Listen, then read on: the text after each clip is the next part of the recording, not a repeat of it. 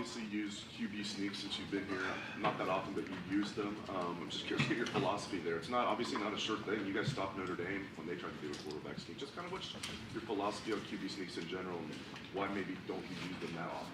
Yeah, I think when you line up under center, that's probably the first thing in a short yardage situation that everyone's going to take away, and then you go from there. So it's part of our short yardage package. Whether it's appropriate to use or not. We try to do that on a day-to-day basis or a game-to-game basis. But I look at what the Philadelphia Eagles did with Hurts. He's a very big, strong, powerful player. I think with Justin Fields, we did it a lot. He really move the pile. We've practiced it. Everyone has a quarterback sneak in, and if we think it gives us a chance, we'll do it. But as you can imagine, we're really working hard on short yardage. Would you consider Kyle pretty stout, 6'3", 215? Like, is he pretty good in that? Yeah. We haven't really given him many opportunities in practice. It's hard to tell. So, time will tell. Second row right, Bill Landis, Rivals, the podcast. Right. Is there a percentage in your mind that you want to be successful in short yardage, like 3rd and 3 and fewer, 4th and 3 and fewer, and I guess like how far off that are you guys at the moment? Yeah, we want to be 100%. But 3rd and 1, 3rd and 2, we got to at least be north of 80. 3rd and 3, it comes back a little bit, but yeah, we want to win every short yardage situation, and we work hard to get into those situations, and we got to at least be over 80. I forget exactly where we're at right now, but we need to be better. I'm assuming you spend a decent amount of time on that in the week off. Not that I guess you'd share this, but what are there areas of emphasis that you're looking at, or would you be willing to talk about a little bit? No, I just think in general, anytime you're in those situations, you always look up matchups. There's always going to be extra people down towards the ball, and you got to win your one-on-one matchups, whether you're on defense or offense. And you look at angles, you look at all those types of things to try to give your guys an advantage. And sometimes you just got to get bigger than the other guy, get stronger than the other guy, move them. If the guys up front are moving their guys forward and the running backs are running hard, that's part of it. Other times you got to look at maybe getting the ball in the perimeter or throwing it down the field when they're just you're banging your head against the wall. So there's a lot of different ways to look at it, but yeah, in big games, a lot of it comes down to short yardage. Tony Gergen, Buckeye Huddle. Along those lines, what I think you guys are like just under 50% on running on 3rd and 4th down. Can you throw your way out of that and then open things up on the ground? Is that something you can also do? Is that something you've done? Yeah. We have in the past, and we'll try to do whatever we can to get the first down. We're going to try to do what we can schematically to get it done. But yeah, that's always a possibility. How frustrating has that been so far this season? Yeah, it's been frustrating. Certainly look back on the film and see the way we moved the ball up and down the field, but not finish those drives was extremely frustrating. Right next door, Pat Murphy, 24/7 Sports. Ryan, Kyle obviously has this big moment helping you not only that drive at the end, but the entire Notre Dame game. Coming out of that, how have you seen him react to that, and where do you want to see him grow after his first kind of big college moment? Yeah, there was a lot of good things in the game, certainly finishing the way it happened, but now it's on to Maryland, bigger challenges ahead. We got a lot of football ahead.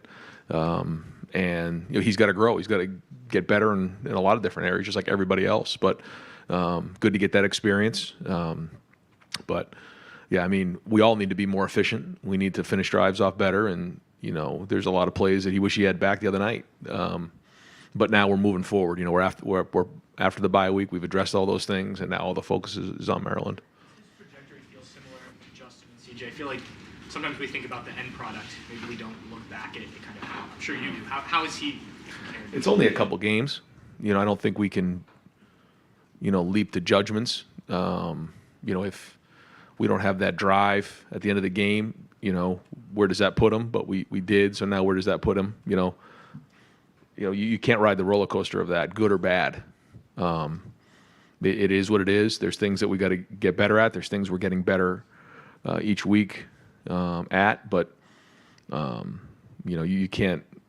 It's more of the process, and I think with a quarterback you have to do that because you can get caught up in everything else. There's a lot of things that come with each play. There's 21 other guys on the field that are affecting where the decisions are in terms of where the ball is being thrown, all kinds of different variables. And the other thing is we only had 8 possessions in that game, so there wasn't as many opportunities as maybe you would like to do that. So we got to be better as a whole on offense of finishing drives off so that we can have more possessions and be more efficient. Stephen Means, Cleveland.com. Followed up with some more of the Kyle stuff. There's winning the job, which he's done now. There's that, and then there's almost that next step of maybe leaving your imprint on the program or whatnot. Whether it was you going through it yourself, CJ, Justin, Dwayne. When do you see that next step start to happen for quarterbacks, where it's not just, okay, I won the job, now what's next? What's the next step? Well, yeah, I think any successful person would tell you that it's not an accomplishment to get a job. That's just an opportunity. What you do with it is what matters. And that's, I think, with anybody across the board. And so, it's an opportunity. And, he's had a couple games as a starter, and that's good. But this is just an opportunity. And so the rest is yet to be written. And I know he's working really hard to play his best football in our Week 5. It seems like there's stuff CJ used to say that still people say here, even though he's gone. It's clear his imprint was left. Are you starting to see that from Kyle a little bit, even though it's early on in the process, him leaving his imprint on this is now his program? Yeah, I think now that you're into a quarter of the season out of the way, you're starting to see a little bit of a different personality take place, and each team has its own personality. But this team does have more experience than maybe in the teams in the past, so that's good. But the leadership's really got to show now. We got to continue to take these steps forward, and like you said, build our own personality of who we are and our identity, which I feel like we've really started to forge here. But we got a lot of football ahead of us. Dan Hope, 11 Warriors. Ryan, it seemed like last year you guys were, on a good roll going into the bye week and then maybe had some struggles coming out of a bye week. Did you guys do anything different during the bye week this year to try to, avoid any complacency? No, we look at all those types of things, and there's certainly no complacency here. We know that, we got to continue to get better. We did, give the guys a little bit of time to clear their minds and their bodies and their souls because, it's going to be a heck of a run here for the next couple months. But I think it's more about this week. We did tweak a little bit how we're practicing this week than maybe how we did the middle of last season, coming off the bye week. We did it before the Georgia game. We did it before Week 1, kind of how we practiced this week with a Monday practice and helmets, and then we're going with our normal Tuesday, Wednesday, Thursday practice, which in the past we'd changed up for a few years. We thought that gave us a little bit of an edge. So we need to have a great Tuesday practice today. Are you expecting Marvin to be full go this week? Yeah. Austin Ward, Rivals, podcast. Ryan, only Kyle can say, I guess, if he feels more confidence or Right. energy coming out of that. But for you as the head coach and calling plays, what does seeing your quarterback do that really for the first time at that high level, or even some of the plays that you called on that drive, when you were thinking about that during the off week, does it change the way you progress with him or the way that you think about him? Yeah, it's like I was told as a young quarterback, once you come home with an A in algebra, you're expected to get an A in algebra all the time. Well, now you're seeing what Kyle can do. And so that's now the expectations are getting mounted up, and that's good. That means, you've shown you can do it. Okay, now let's continue to do that, and let's improve in these other areas. But it does give confidence, I think, not only to myself and the coaching staff, but also the guys around him. You kind of mentioned this after the game, the 3rd and 4th down success is significant, and that counts for something. Is there something with the concepts and the schemes that fit him better that you're calling at those? Can you adjust that and put him in earlier downs? I know I'm not trying to get the full game plan for Saturday, but it seems like there's a process that goes on for you to see how it fits. Yeah, and I think that's the journey we talk about every year of finding the right balance of things that fit the quarterback and then the offensive line, and then it goes from there. And Kyle's different than CJ. CJ's different than Justin, and different than Dwayne and JT. So we'll try to identify those things. In each game, you'll learn more. Okay, for some reason, he saw this really well. Now, maybe that was the preparation. Maybe it was the teaching. Maybe it was the scheme. Maybe he saw that look in practice, and we were able to replicate it, in the game. Maybe this was a different look. Maybe he's more comfortable with these concepts. You check the footwork. There's so many different things that come into it. And yeah, we want to make sure we're doing the best we can put our guys in the situation to be successful, and that starts with the quarterback. Over here, Don Taberry, WBNS. Coach, how big of a challenge will this be for your defense with Tonga Viola, and just how do you defend these guys? Yeah, Talia's played a lot of football. He makes a lot of plays. They have weapons on offense. You saw that last year and what they did. So we got to do a good job of recognizing how they're trying to attack us. Have a great week of practice. Ultimately, it comes down to winning the game up front. But our secondary is going to get challenged this week. You get pressure on him? Yeah, we need to get pressure on him. Anytime you're trying to disrupt the passing game, that's a big part of the equation. Clay Hall, WSYX. I don't know, did you watch some football this weekend? I'm just wondering, is the Big Ten the best football league in the country? Yeah, I mean, I think that there's great football in the Big Ten. I think there's some really good teams. I watched some of it this weekend. But, yeah, I mean, it's, I think the product on the field right now is as good as it's ever been. 3 of the top 6 teams, Right. yeah. Yep. Right behind him, Adam King, WBNS. You said week 1 you've got to learn to be okay with winning on defense. You guys gave up 14 against Notre Dame. The defense is one of the best in the country right now. Have you noticed a different feel from them walking around the Woody? I mean, is there a different level of confidence than since you've been here? Yeah, I think so. I think it started in the off season, though.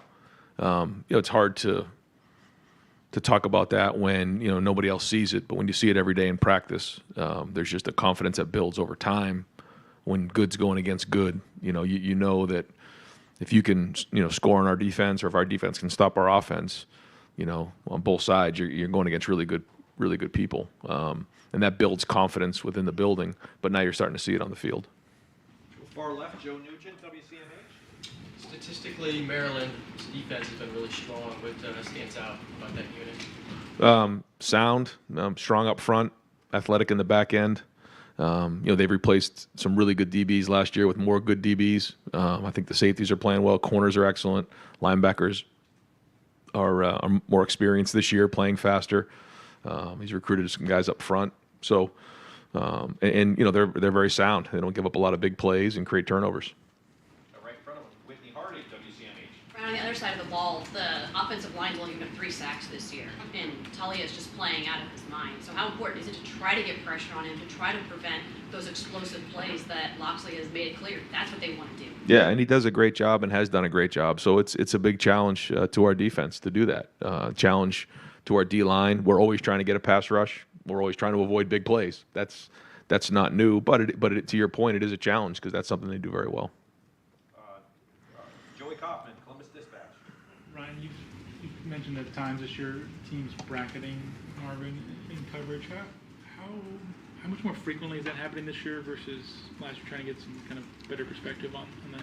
Yeah, I think that there's times where that's happening, and but you can't do that all the time either. But they definitely know where he is, and typically, they'll put a couple guys to his side or whatever that is, and it's based on the type of scheme that we're playing. But everybody knows where he is on the field for sure.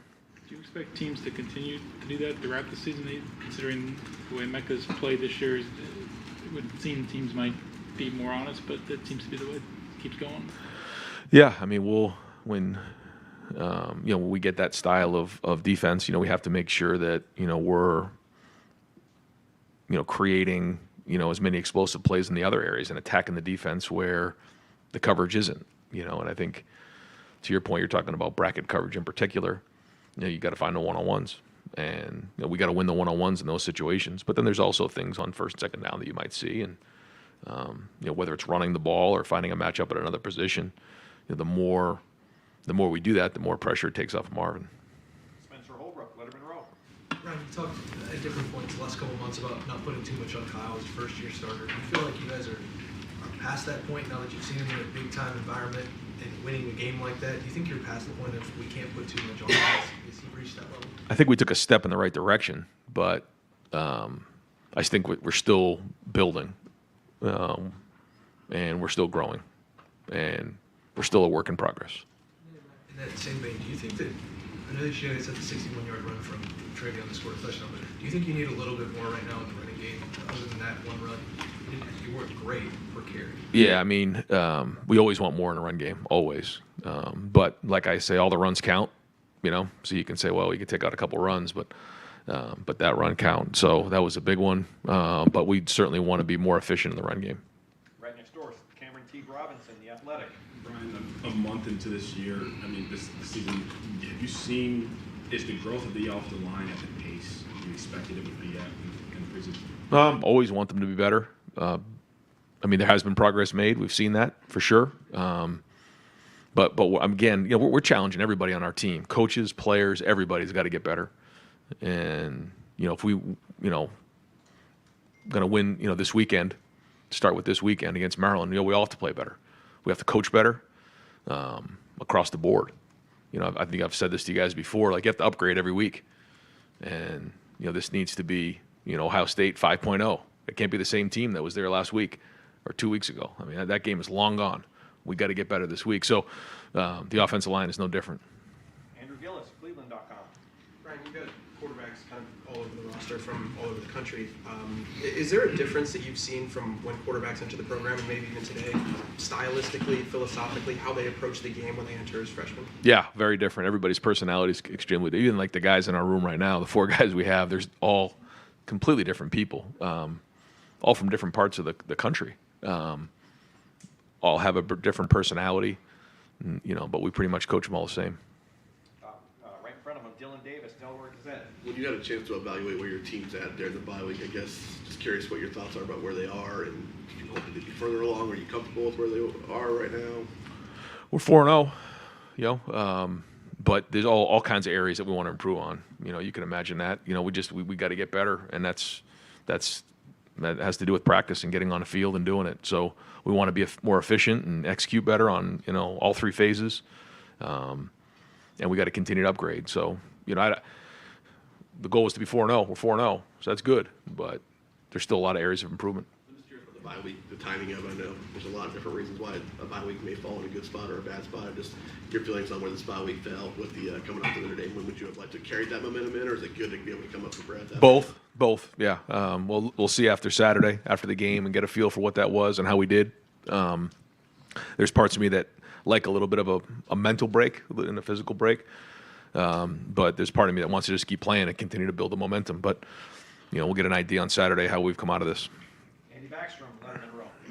Ryan, with averaging fewer possessions in the clock and all that stuff, does that affect the redshirt management process? I know you're only 4 games in, but is that a new wrinkle this year you have to think about when managing this roster? Yeah, I mean, the number of plays are down, so that is something that we consider. But the rule hasn't changed, so it's still the 4 games, and I get that printout every week, and we identify the guys that we'll be playing in that 5th game. But we still have guys who have played 2, 3. We do have a few that have read at 4, so you got to kind of make that decision. But we take all that into consideration. Rob Aller, Columbus Dispatch. Ryan, this is the first opportunity we've had to ask you about post-game comments, reaction to it. 2 things. One, what have you received? What have you heard? I think players loved it, recruits probably. And 2, was the Lou Holtz thing sort of just a flashpoint for frustration that build up? Or I'll just let you speak to those. Yeah, I don't really want to get into much of that today, just because all the focus is on Maryland. But a couple things. One, I'm very proud of the fact that we're 2-0 against Notre Dame in the last 2 years. I'm proud of the way our team played. I'm proud of the grit that they showed. It was an emotional game. And I can tell you that the response that I've got from Buckeye Nation, people around Columbus, our team, has been remarkable. They just love the passion our team played with on Saturday night. Jeremy Birmingham, Rivals, the podcast. Ryan, first, did the Big Ten apologize for anything in the last week? No comment. On the recruiting front, the world is obviously different with NIL, transfer portal, and all that stuff. Have you guys seen as a coaching staff maybe a shift in the power dynamics in recruiting kids and their high school coaches, maybe having different leverage or how they operate? And if so, how do you guys as a staff approach that, like when you have a week like last week when you're on the road? Yeah, I think that NIL certainly has had an impact. I think if anybody says it hasn't, then that's not accurate. yeah, it definitely has had an impact, and there have been maybe some swings in that area for sure. But that's not going to change what we're doing here. We feel great about the opportunity our players have, but also what it means to be a Buckeye, and we're going to continue to talk about that, and we want to always find the right fit here. You spent the last month and a half not really having like the home recruiting weekends that we're used to, sort of ramping up now with this weekend and then Penn State. Have you guys adjusted your approach to those at all, or is it pretty much standard? When we went to the spring visits, as you know, the official visits now really take place in the spring, where in the past maybe some had been sprinkled in throughout the season. So you don't see as many official visits during the fall. There's a couple mixed in. We've had a couple, but in terms of unofficial visitors, I think you're going to start to see that ramp up, as we get into the meat of the season. Nathan Barrett, Cleveland.com. I think the longest touchdown you guys have allowed so far is 2 yards, something like that. Obviously, that was a sticking point last year for you, giving up the explosive touchdowns. So how much was there a collaborative effort with you and Jim in the offseason as to how best to address that? Was it something you just tasked him with, like, hey, it's time to reevaluate what's going on? How did you guys approach that? I mean, we talk constantly about the pluses and the minuses, and when you look back on a season, the easy thing to do is overreact. We got to make sure that we're doing what's right for this group. It's a different group than we had last year. Figuring out as the season goes on, how do we want this to look at the beginning of the season, the middle of the season, the end of the season, because that's very, very different. But I think, there's bigger challenges ahead. First 4 games in the books, you've seen some improvement there. But we know in all areas, including on defense, we've got to continue to grow and get better. And again, the encouraging thing is you watch the film, there's plenty of areas Jim will tell you that we can get better at. Besides the end result, like not giving up those explosive touchdowns, what do you like about, he says he's blitzing less than he ever has before. So what do you like about what you're seeing from how this defense plays? Yeah, I mean, Jim loves to blitz, and he will. He's always going to be aggressive. We're not going to be bend but don't break. But at the same time, when the front 4 can get can affect the line of scrimmage and get a pass rush, then certainly takes pressure off of the blitzing. But I mean, I know he's got a whole bunch of blitzes lined up down the road for when the right time comes in. He's got a great defensive mind, and finding that balance is critical. But I think that we are using our hands a little better. Our pad level's getting better. Still can improve in all areas. We can still get our hands on more and more throws, run to the ball, create turnovers. There's a whole laundry list of things. But to this point, we have improved in certain areas. Steve Hellwagen, 24/7 Sports. Yeah, back on the run game, the touchdown you had, what was special about that play?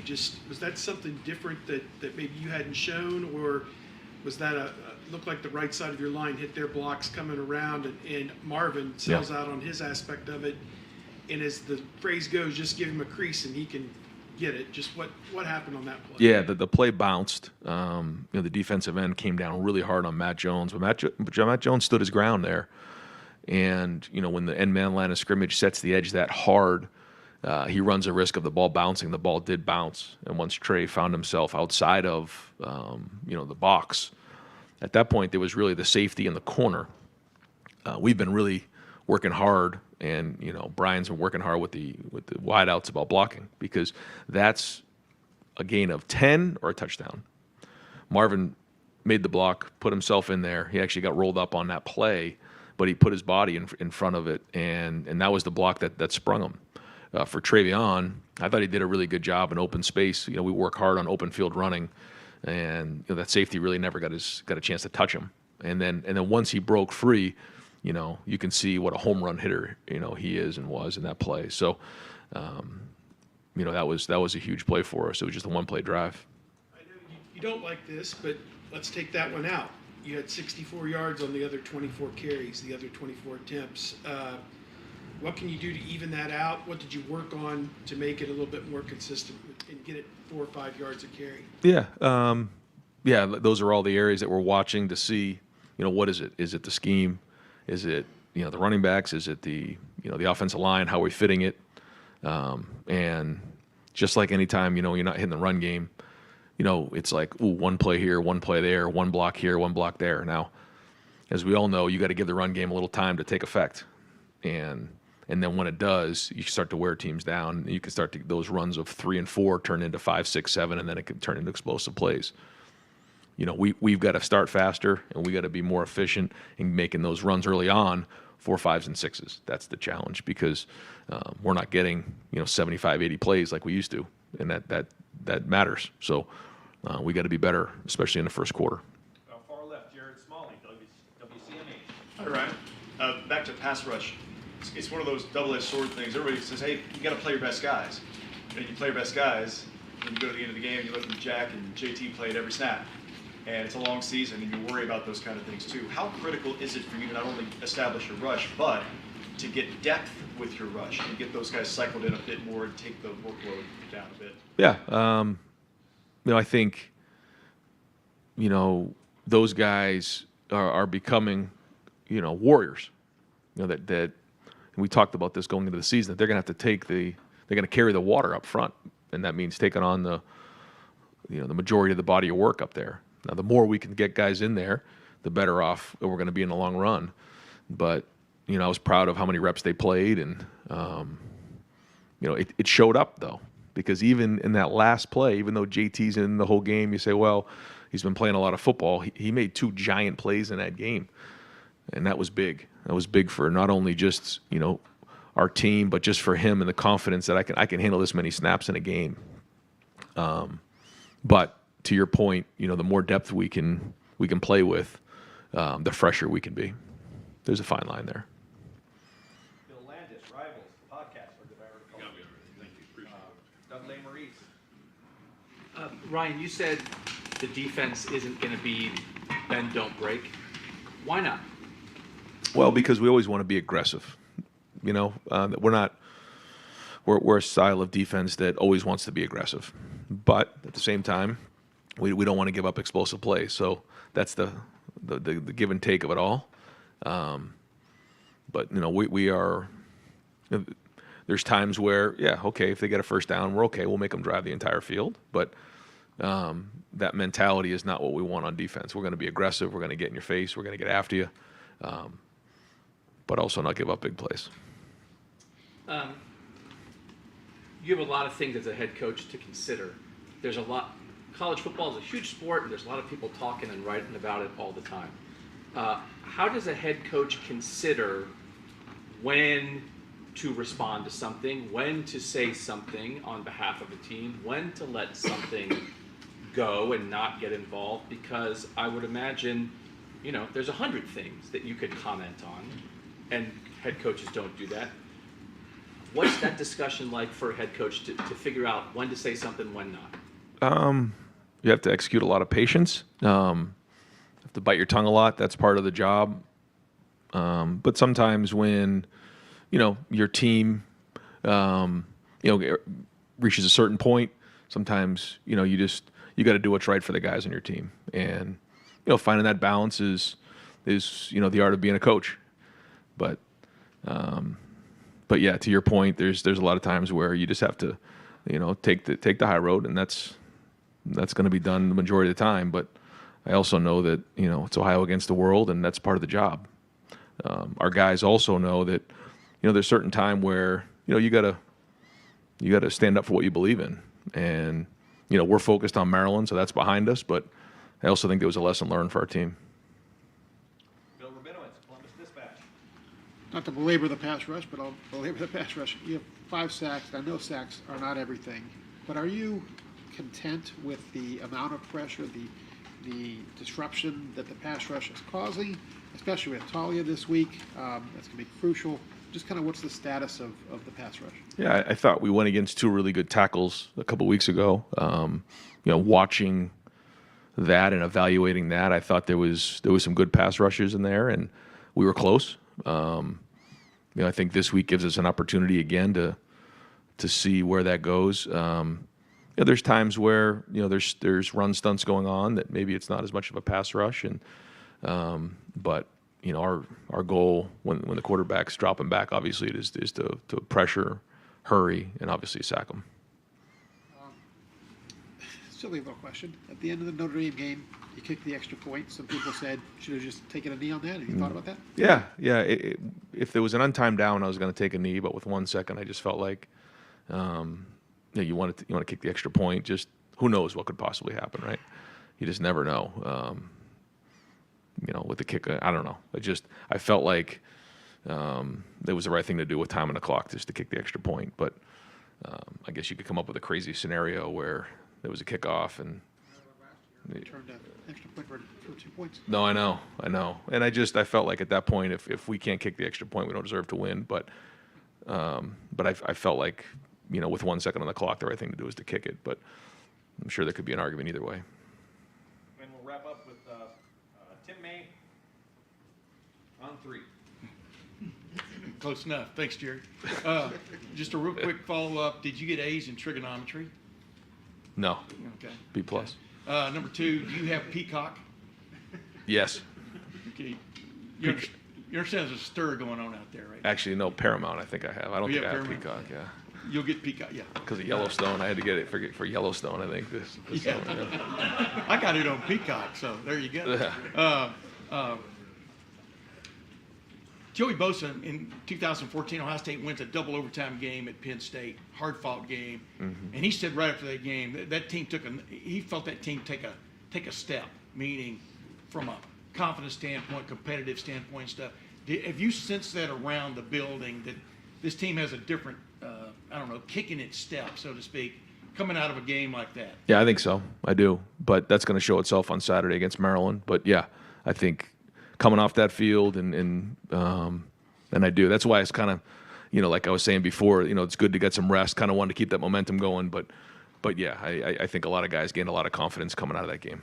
And one other thing, how much does it help that y'all were in a dogfight, turtle fight, whatever you want to call it, last year with this team coming in to get their attention about this team? Yeah, I mean, guys better recognize it because that's exactly what happened. It went all the way down to the last play. And they know how good this team is and how many weapons they have. And, if we're not executing very well, it's going to go all the way down to the fourth quarter. So, yeah, this team definitely has our team's attention. Thanks, Coach. Thank you very much.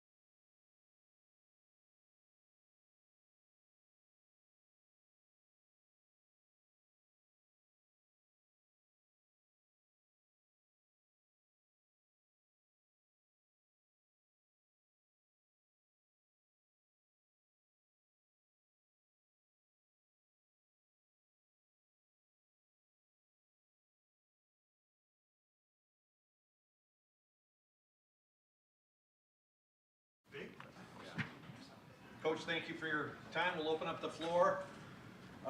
Cameron T. Robinson, The Athletic. Jim, when you look at Maryland and see Talia, what stands out about him from this year, and that maybe he's grown and improved on from last year? Did you say the quarterback? Yeah. You know, he's always been a dynamic player. I mean, he creates offense. He has a really strong arm. You know, he can make the throws from sideline to sideline. You know, he hurt us with some plays last year. I just think he's a great player, but he's also making good decisions. You know? Getting pressure on him, they've only given up 3 sacks this year. How do you generate pressure for a guy like that? You know, you have to try to keep him off balance. You know, at the same time, it's really got to be a coordinated rush. I mean, because you see multiple instances of guys coming free and he makes them miss. I mean, you know, scot-free. So really there's a lot of coordination involved in trying to contain him. It's got to be a big part of the game plan. Second row left, Nathan Barrett, Cleveland.com. You guys have, I think, the longest touchdown you've allowed so far this year, 2 yards, something like that. Was that? Well, that was obviously a big offseason focus. Like, is that your biggest, I guess, measurement right now of whether that's been a success, or what else are you seeing from this defense that goes along with that makes these changes worth it? You know, I'm seeing a lot of resiliency. I'm seeing, you know, a get better approach, you know, accountability in mistakes, you know, across the board if they're made. How do we fix them? You know, I just feel like everybody's working together. You know, that's the biggest thing. You know, it's always, what have you done for me lately? You know, that we need to focus on and keep pressing forward. But like, there's enough good things that we can look at and say, hey, look, this was good, you know. And there are enough things that we can fix, you know, to always stay hungry. Last year you used Tommy so relentlessly as that in the blitz, and you said last time we talked to you about how much you think you're blitzing less than you ever have before. How do you still, I guess, use him as the weapon you want him to be if you're not using him as much in that capacity? Yeah, we're using him more to be, you know, a quarterback on the field. That's really he's become that guy that can see things that I see, you know, think like me, and you know, he can make changes and adjustments on the field. So I don't know, maybe we're using him more for his mind and less for his aggression, but you know, there's still both involved, but he's become really a true quarterback of the defense. Third row, middle, Dan Hope, 11 Warriors. Jim, you guys had some trouble with covering the tight end against Notre Dame. Is there anything you look at coming out of that you need to do better? No, I think those matchups, particularly against a team like that has seemed to always have good tight ends. I think there can always be more adjustments, you know, more ways to focus on it and things to learn. Nothing specifically, but I know that we need to have, you know, even continue to build the arsenal against that kind of tight end. Is there a possibility of moving a guy like Sonny around more when you're going up against a tight end like that? Yeah, I always consider that. You know, you have to balance disguise with doing that. You know, when you move him around, you know, can the offense get a beat on you? You know, are you less? Are you telling more? You know, are you showing more when you do it? But it's definitely a possibility. Far left, Whitney Harding, WCMH. Jim, you already talked about Talia, but they've made it very clear. They want to have 12 explosive plays a game, and they got 9 last week. What do they do as a team that allows them to have those big plays so consistently? You know, we always talk about coverage and rush working together, so really it's he has the ability to extend plays, you know, and when you get an extended play, the opportunity to make an explosive or give up an explosive, it goes up, you know, and he has that ability to extend it, and I think that's why it's happening. How do you get your guys, I mean, obviously when the play gets extended, physically it can be exhausting, but mentally it can be just as exhausting. So how do you work on that to make sure they can stay crisp mentally as a play gets longer? I yell at them a lot as the play goes on against the scout team, and we try to have the quarterback extend the plays to simulate it, and then I just scream at them as loudly as I can. Front row,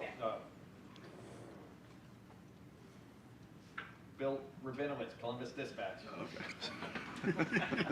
Jim, you said right after the Notre Dame game that it was good to be able to learn from a win. You held them to 14 points, but they did control the ball. What did you learn when you watched the tape, and what's been the emphasis since then? You know, I saw some things, you know, that I needed to adjust, I guess you would say. You know, I think that some of those long drives, I could have adjusted better to some of the things they were doing with motioning the tight end, you know, and creating extra gaps. It's just really on me to keep learning and getting better at it. Tyreek seems to have kind of gotten that consistency that everyone's been talking about. Is that what you're seeing? How effective has he been? Yeah, I mean, like he missed some time early, so when you look at reps, you know, they all count, and you go back to camp and things like that. So he's like actually still behind in reps when you look at, you know, most of the time all we do is practice. So it seems to me that the more reps he gets, it's that game shape, and he's able to extend himself, you know, and keep his athletic ability going into the fourth quarter. Dave Biddle, 24/7 Sports. Jim, you were saying, you know, getting pressure is obviously important with a quarterback like this. What else are some keys to slowing down Tagovailoa? Like mixing up things in the secondary, just what are some keys to slowing him down? Yeah, you've got to present some different pictures. You know, it's kind of like a catch-22. You present different pictures, and he holds the ball longer, you know. So, you know, it's presenting pictures, but then having a coordinated rush. You know, it's not like a typical quarterback where you say, hey, let's present some different pictures, get him to hold the ball, and just go after him, you know, mix it up and go after him. Can't do that with him, because if you present different pictures and he holds the ball, you know, now you better be coordinated with your rush. So it is different. Are they pretty similar offensively to what they were last year, or have they made any major changes? No, they're pretty similar. Doug Maurice, Kings of Columbus. Jim, I think this is right. In the Notre Dame game, JT was on the right side over the left tackle most of the game, almost the entire game. But then he makes the play on the opposite side. He's lined up on knocking down the screen. How does something like that happen? Is there a decision? How did it come to be that he was there at that time? No, I mean, yeah, he knocked down the screen, and he had the TFL, right? He made 2 really, really big plays. No, Coach Johnson has his plan, and he works it beautifully. So that was a situation where you really prefer. I mean, you're on that hash mark. You do prefer JT to be there, you know, against a non-scrambling quarterback, because he's a playmaker a lot of times into the boundary, because he seems to do a lot of good things in there, you know, because he plays the pass sometimes, he drops, you know, he's just a really versatile athlete to have into the boundary there in that situation. and obviously you guys were so good in the first half. You're talking about the 2 drives that they did have. Did you just think that maybe you guys wore down a little bit in that moment? Did you get tired of it? No, I don't think we wore down. I think we gave up some bad plays. You know, maybe had a penalty, if I can recall.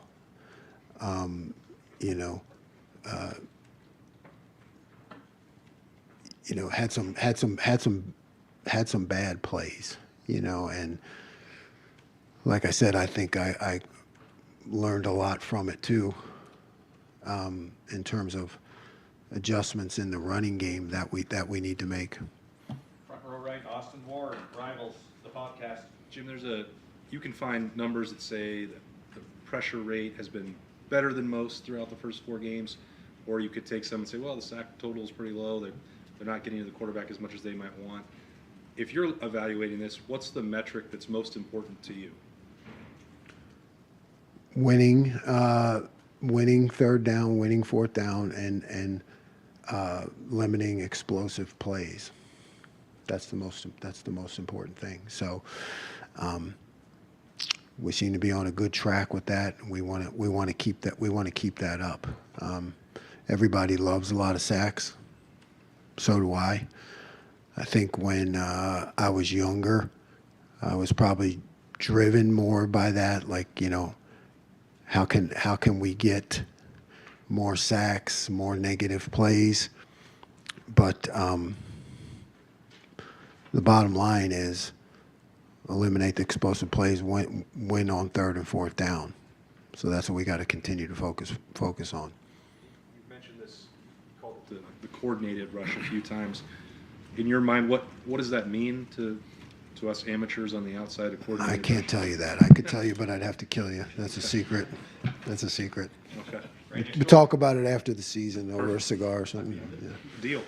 If it works. If it doesn't work, then, I'm sure you won't want to talk to me. Okay, there you go. Tim May, Lettermen Row. Yeah, well, following up on that, Coach Day was in here a while ago, and he basically indicated you've got all these blitzes you'd like to throw at people. I don't know what you want to call it, repertoire, but do you find yourself holding back or being I don't know if conservative is not the right word, but what is that sense you have about yourself right now so far into the season from what you'd really like to throw at people?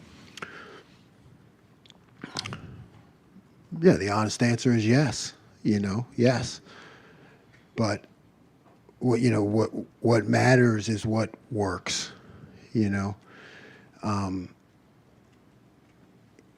like to have enough, because if you need to enact it, you want to be able to enact it, right? So there's always that balance of practice time, like how much do I work on all these things that I have or I'd like to do, because someday we're going to need it, and and how much is it like, what?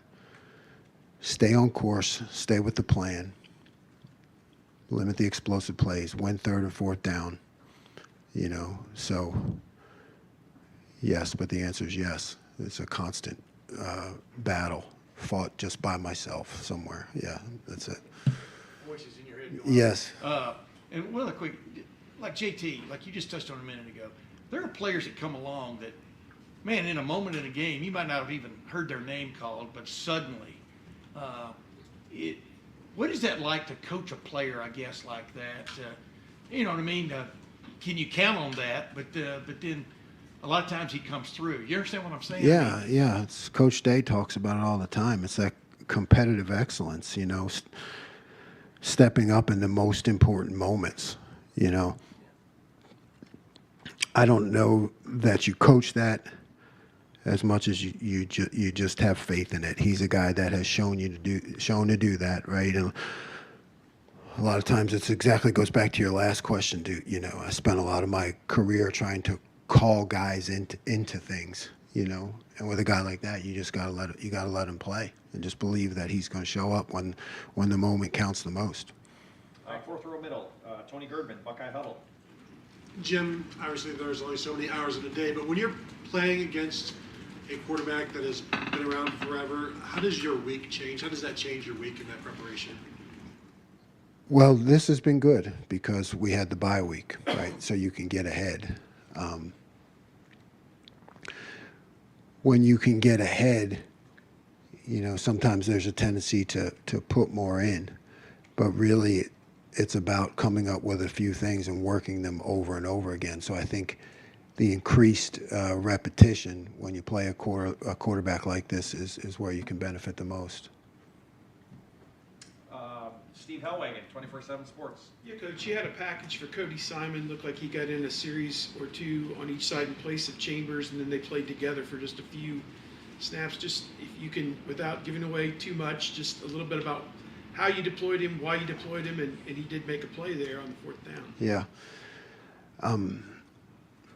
Cody has shown some really good things, and he's a great team guy, and he's shown in practice, and he produces in some moments. So I know it's just about me,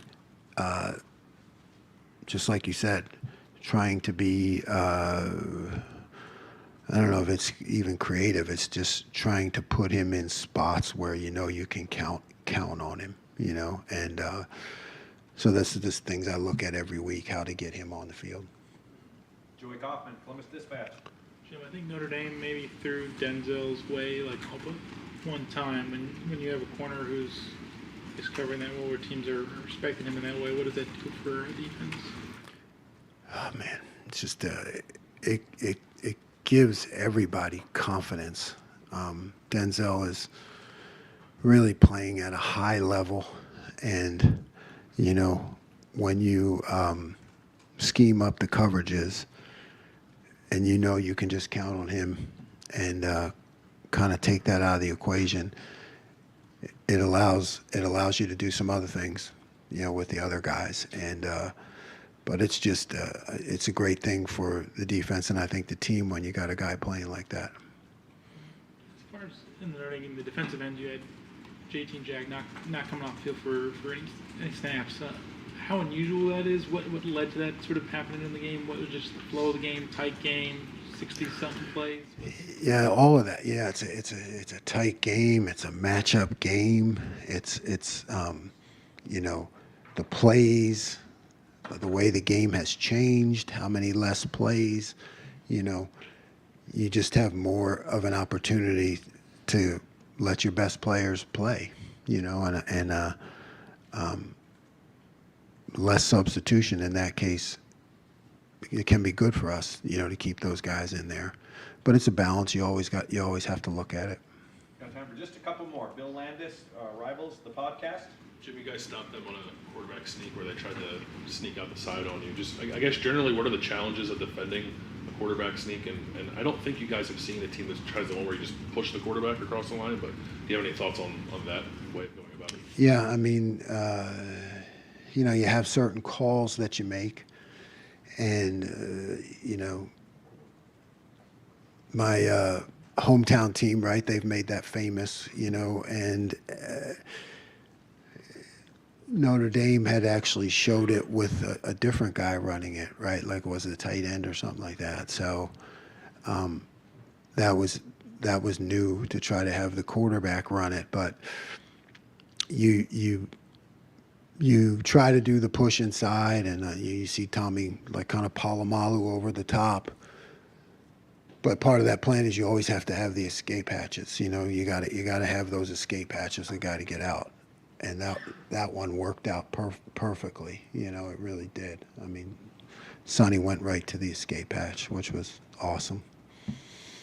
Fourth row right, Andy Backstrom, Lettermen Row. I know when we talk about the safeties moving around, being able to play all three spots, we're often talking about Sonny. But with Josh and Lathan and having moved them a bunch around the boundary, up high, back and forth, what kind of dynamic is that to help your defense, and how has that helped so far? Well, it just helps because of knowledge of the system, right? You got to be safeties when they can see the whole forest through the trees.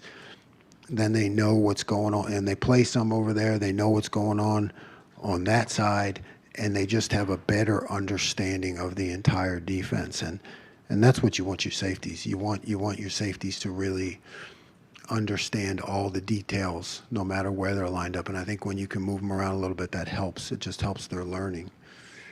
Right next door, Spencer Holbrook, Lettermen Row. Jim, on the other side of Denzel, how have you evaluated the way that Davison has played so far, and then Jordan did this a lot? Davison, very aggressive, very aggressive. I think, you feel him out there, you feel his presence there. He's continuing to get better, but he's aggressive. And, you can count on him to show up in the running game, which is a big deal there into the boundary. And Jordan is really talented. Moving to that nickel position is really it's not that easy. The nickel corner, or you want to have a guy there with corner skills, but then there's a myriad of adjustments that go with it. So he's just continued to improve. He's going to get better every game. And two and done, Pat Murphy, 24/7 Sports. Steve asked you about Cody. Joey asked you about the defensive ends. You talked about wanting to play more depth at both those positions coming into the season. But once you get into it, do you have to kind of reevaluate where you can do that, how you can do? I mean, to us, it's okay. You just put guys in and play more. But I realize there's more to it. Yeah, always. You're constantly weighing. Hey, we want to play more guys. I want to play more guys. You want more guys to play, and then you find yourself falling back into certain people at certain times. So yeah, there's what's working, versus what you want to do, and most of the time as a coach, you're going to stick with what's working. And we'll close out far right, Adam Kane, WBNS. You go through fall camp, the off season, but there's kind of an intangible to when you win a game like that on the road up at Notre Dame. When you look at that locker room afterwards, and I guess throughout the bye week, do you see this kind of defense bonding together more, saying, hey, look, this is all we worked for? Yeah, I mean, that belief amongst players, it's exactly like you talk about in our game. It's all good to talk about, but, until you actually do it on the field, you want to talk a game, you want to envision the game, then it's either you do or you don't. And the more you do, the better you feel and the more you believe. Coach, the answer in the locker room after? Nope. Coach, I got No. one more in. Jeremy Birmingham, Rivals, the podcast.